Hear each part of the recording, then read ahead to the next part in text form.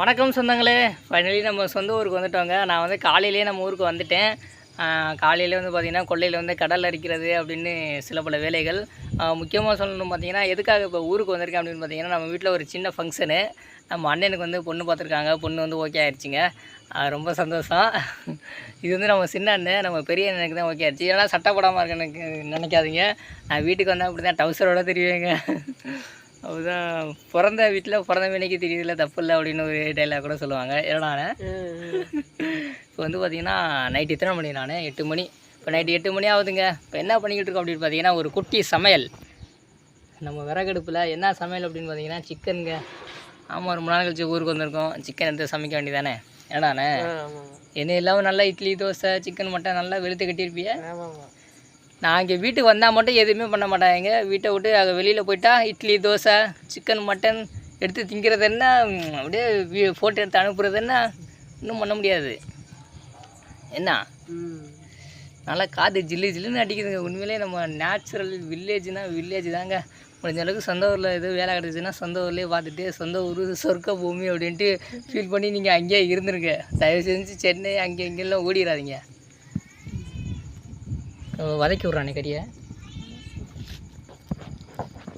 அடி பிடிச்சிட போகுது.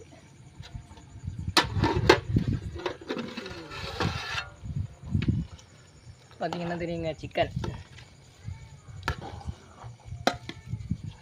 தண்ணி ஊற்றுவா வதக்கிறதுக்கு. இல்லை வதங்க வந்து குழம்பாலாம் இல்லைங்க, சும்மா லைட்டாக அப்படியே வதக்கணும்ல. ஏன்னானே அதுமாதிரி பண்ணிடுவான், அதுமாதிரி பண்ணி சாப்பிடுவான். அப்புறம் நம்ம ஊருக்கு வந்தாவே நம்ம நண்பங்க வந்துடுதுங்க.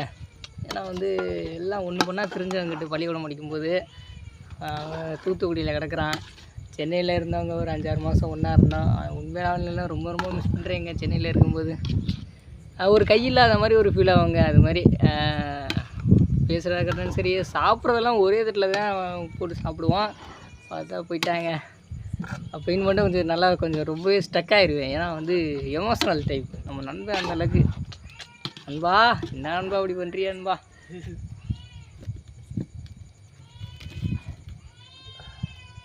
சரி, சமையல் ஆகிட்டு இருக்குங்க. இந்த பூனை ஏன்னா என்னை கத்திக்கிட்டே இருக்கு.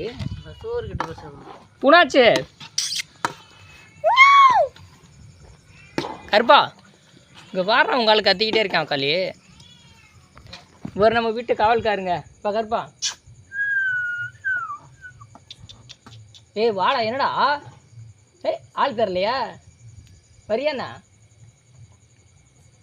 வாடாங்கிறேன். என்ன பின்னுற? வரமாட்டியா? ஏங்க வரமாட்டேங்கிறாங்க. வரமாட்டியா?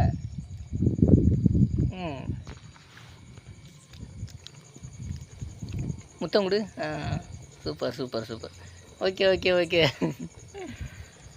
அவன் கருப்பர் கிட்டத்தட்ட 7-8 வருஷமாக நம்ம கூட இருக்காருங்க. உண்மையிலே பாராட்டணும். பாசக்காரங்க எவ்வளோ பாம்புகளை கொண்டிருக்கேன் தெரியுங்களா? பல பாம்புகளை கொண்டு நம்ம உயிரை காப்பாற்றிக்கிட்டு இருக்காப்புல. இவருக்கு வந்து இந்த இருங்க தடவி கொடுக்கணுமா, அப்படியே வந்து முட்டுவாப்புல. இங்கே இருக்க சொன்னவனுக்கும் வந்துருச்சு ஆள். இங்கே வந்துட்டு பாருங்க, இங்கே தடவி கொடுக்க சொல்கிறேன். போடா, உன்னால தடவ முடியாதுடா. கூப்பிட்டுலாம் வந்தியா நீ? எங்கடா வந்த? ஃபோன் கொடுத்துறானே. என்ன வெந்துருச்சா இல்லையா? ஃபோன் வருது. மகா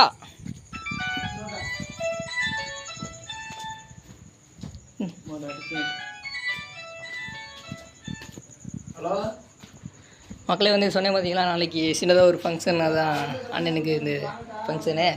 அதனால் வந்து காய்கறிலாம் வாங்கி ரெடியாக இருக்குது. காலையில் வந்து சமையல் ஆரம்பிச்சிருவோங்க.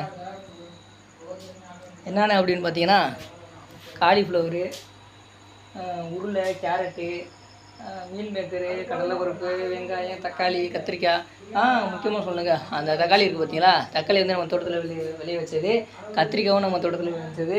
வேறு பச்சை மிளகாய் நம்ம தோட்டத்தில் விளைஞ்சது. வேறு வெங்காயம், சின்ன வெங்காயம் மட்டும் நம்ம தோட்டத்தில் விளைஞ்சது. அவ்வளோதாங்க, மற்றதெல்லாம் கடையில் வாங்கினது. உண்மையிலே எவ்வளோ தான் நம்ம விலை கம்மியாகவே இருந்தாலும் கடையில் காசு கொடுத்து வாங்குகிற காய்கறிகளை விட நம்மளுடைய உழைப்பு அதிகமாக போட்டு நம்ம வியர்வை துளிகள் நிறைய சிந்தி நம்ம உழைச்ச காய்கறி அப்படி அந்த காய்கறி வந்து கண்ணில் பார்க்கும்போது ரொம்பவே சந்தோஷமாக இருக்கும். நம்ம சமைச்சு சாப்பிட்றது இன்னுமே மனசுக்கு ரொம்ப திருப்தியாகவும் இருக்கும். முடிஞ்ச அளவுக்கு உழைச்சி நல்லா விவசாயம் பண்ணி சாப்பிட்டு பாருங்கள். விவசாயம் பண்ணவங்களுக்கு கண்டிப்பாக தெரிஞ்சிருக்கும். அண்ணே வந்துருச்சா இல்லையா? சரிங்க, சிக்கன் ரெடி ஆகிடுச்சுன்னு நினைக்கிறேன். இன்னும் லேட்டாக உண்டானே, அது வேவட்டும்தானே, வேவட்டும். வந்துருச்சா? சரிங்க மக்களே, சிக்கன் வந்து வந்துருச்சான்.